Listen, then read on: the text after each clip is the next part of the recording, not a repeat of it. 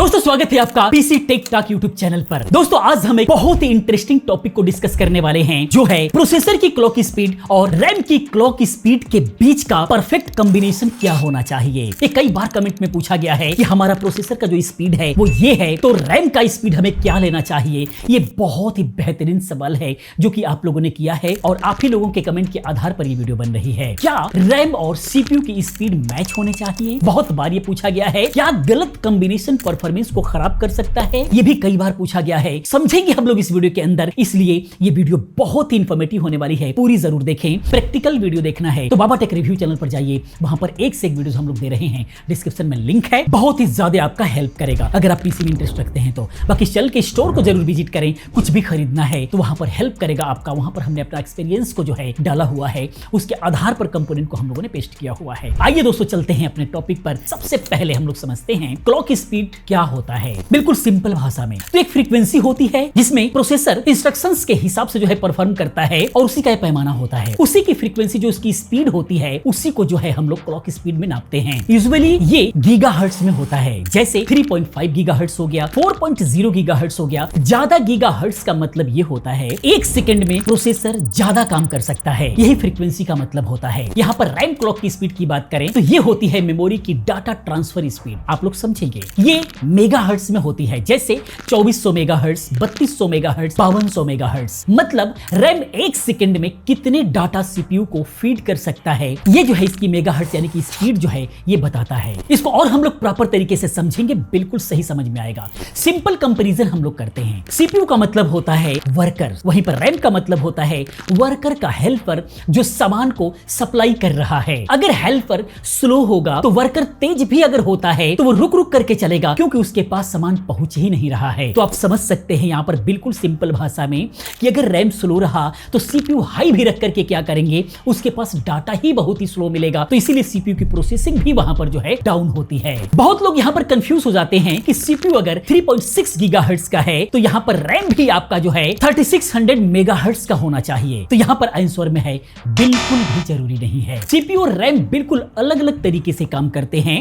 Gigahertz और megahertz का directly compare नहीं किया जा सकता, ये कंपेरेबल नंबर नहीं है। इंपॉर्टेंट पॉइंट यहां पर यह है कि सीपीयू और रैम के बीच एक मिडल मैन होता है, जो होता है मेमोरी कंट्रोलर। ये डिसाइड करता है ये दोनों जो है आपस में मिलकर के बिल्कुल इफिशिएंटली काम करते रहें। अब हम यहां पर बात करते हैं सही कॉम्बिनेशन की। यहां पर जनरल रूल की अगर हम लोग बात करें, मॉडर्न सीपीयूज एक सर्टेन रेंज के रैम को सपोर्ट करते हैं, चाहे वो इंटेल में हो चाहे एएमडी में हो। बेस्ट है उसी के हिसाब से ही आपको रैम का सिलेक्शन करना है, यानी कि प्रोसेसर के हिसाब से ही रैम का सिलेक्शन करना जरूरी है। एग्जांपल के तौर पर अगर हम लोग समझे 12400F ऑफिशियली सपोर्ट इसका जो है DDR4 3200 मेगाहर्ट्ज DDR4 के अंदर और 4800 मेगाहर्ट्ज DDR5 के अंदर जो है ऑफिशियली ये सपोर्ट करने वाला है। मतलब आइडियल रैम वही होगी जो सपोर्ट करता है, एक्चुअल वही स्पीड आपसे मिलने वाली है।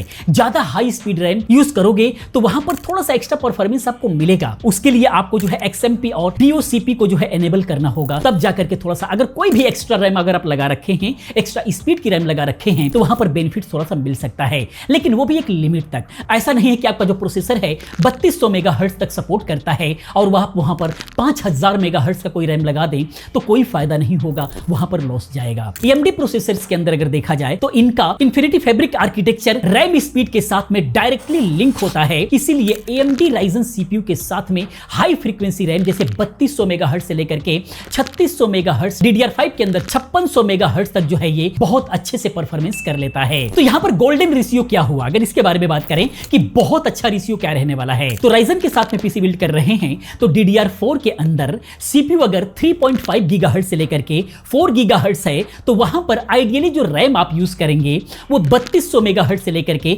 3600 मेगाहर्ट्ज तक यूज करेंगे, तो सीपीयू भी उसको प्रॉपर तरीके से यूज करेगा और सही परफॉर्मेंस निकल करके आएगा।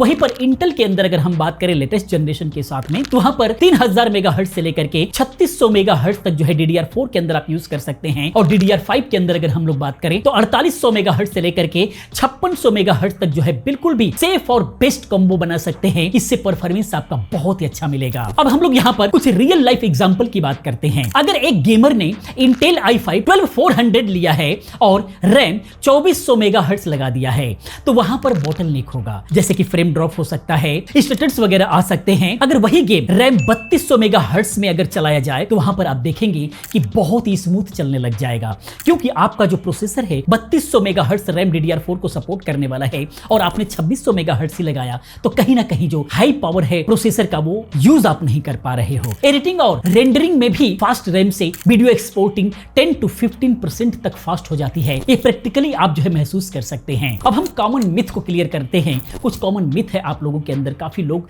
जो कमेंट करते रहते हैं उसको हम लोग क्लियर करते हैं। काफी लोग कहते हैं कि CPU बराबर रैम का मेगाहर्ट्ज, CPU गीगाहर्ट्ज मतलब रैम मेगाहर्ट्ज, जो कि बिल्कुल भी सेम नहीं हो सकता, कोई जरूरी नहीं है। उसके बाद जो है 5000 मेगाहर्ट्ज रैम लगाने से पीसी बिल्कुल रॉकेट जैसा हो जाएगा, ये बिल्कुल भी गलत है। जब तक CPU से सपोर्ट नहीं करता है तब तक स्पीड का कोई फर्क नहीं पड़ेगा। ये एक्चुअली बैलेंस होना चाहिए। CPU के सपोर्ट के अकॉर्डिंग जो है रैम की स्पीड होनी चाहिए, कितने मेगाहर्ट्ज की होनी चाहिए। CPU को आप देखिए, वेबसाइट पे जाइए, जो भी मॉडल है उसके हिसाब से जाइए, वहां पर CPU का सपोर्टिंग स्पीड देखिए, वो प्रॉपर होना चाहिए। और उसके बाद ड्यूल चैनल होना चाहिए, यानी कि 2 स्टिक आपको लगाना चाहिए, तब सही जो है आपको स्पीड मिलेगी। लेटेंसी भी इंपॉर्टेंट है। रैम के स्पेसिफिकेशन को देखेंगे तो वहां पर CL लिख करके कुछ टाइमिंग आता है, वो लिखा हुआ मिलता है। कुछ बोनस टिप्स की बात करें तो हमेशा ड्यूल चैनल रैम ही आप यूज करो, जैसे कि 2x8 GB सिंगल 16 GB से बहुत आगे रहने वाला है। यानी कि 16 GB का अगर सिंगल स्टिक लगाते हैं, वहीं पर 8 GB का 2 अगर आप लगाते हैं तो वहां पर परफॉर्मेंस का बहुत बड़ा जो है जंप देखने को मिलेगा, क्योंकि बैंडविड्थ यहां पर डबल हो जाती है। उसके बाद बायोस में XMP DOCP को एनेबल करके रखो, जिससे रैम अपनी फुल रेटेड स्पीड पे चलेगा और इसका परफॉर्मेंस आपको बिल्कुल नोटिसेबल होगा। बाकी फ्यूचर प्रूफिंग के लिए आपको जो है थोड़ा सा हायर रैम स्टेप लेना बेहतर हो सकता है। अगर आज के मार्केट के अकॉर्डिंग हम लोग देखें, जो हायर स्पीड वाले जो रैम हैं वो कोई बहुत महंगे नहीं होते। जो कम फ्रीक्वेंसी वाले जो रैम हैं उससे जो हायर फ्रीक्वेंसी वाले रैम हैं, प्राइस में बहुत ज्यादा अंतर नहीं होता, 200, 400, 500, 1000 रुपए का अंतर होता है। उतना ही से बहुत अच्छी रैम आप ले सकते हैं जो कि फ्यूचर प्रूफ रहेगी। तो ये भी चीजें आपको ध्यान में रखना होगा। तो दोस्तों, क्लॉक स्पीड एक बैलेंसिंग गेम है। CPU और रैम की